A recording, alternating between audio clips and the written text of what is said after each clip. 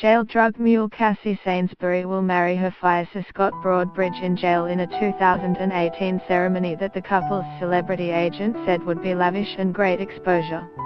Sainsbury, 22, is serving a 6-year sentence in Colombia's El Buey Pastor prison for trying to smuggle 5.8 kilograms of cocaine out of Bogotá airport hidden in packages of headphones. As a Colombian judge accepts Cassandra Sainsbury's second attempt at a plea deal, we look back at how the events unfolded. President Trump again denies any collusion between his 2016 campaign and Russia while blasting the FBI investigation into Hillary Clinton's use of a private email server.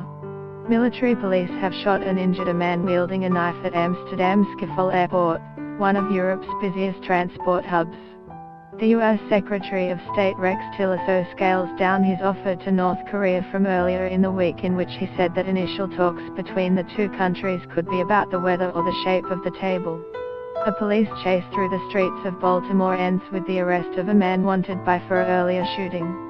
A firefighter has died working against the Thomas Fire, which is already considered California's fourth largest wildfire on record.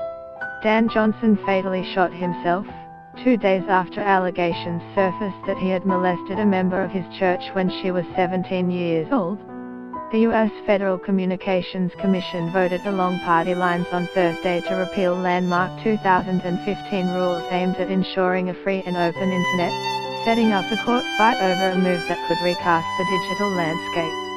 As a Colombian judge accepts Cassandra Sainsbury's second attempt at a plea deal, we look back at how the events unfolded.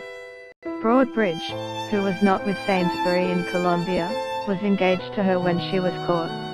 He had maintained that he would stand by her no matter how long it takes. Sainsbury was recently granted permission to hold her nuptials behind bars, and the traditional ceremony is expected to take place in the middle of next year. The couple's celebrity agent, Max Markson, told Adelaide's Advertiser that he expected a WHO's who of Australian designers to create her dress. It's going to be a special event and will attract attention across the country. That's great exposure, Markson said. He said he couldn't disclose any more details of the wedding, but he expected it to be an intimate affair of family, jail wardens and friends she has made in the foreigners wing of the Bogotá prison. Get the latest news and updates emailed straight to your inbox. By submitting your email, you are agreeing to Fairfax Media's terms and conditions and privacy policy. The Advertiser reported that no TV or magazine deal was in place, but Markson was confident of negotiating one. Sainsbury negotiated a plea deal in November and was sentenced to 6 years, a surprisingly lenient sentence. She could be in for as little as 3 years if she displays good behavior. She was also fined $140,000. She has reportedly been teaching English in prison. The former sex worker changed her story several times after her arrest.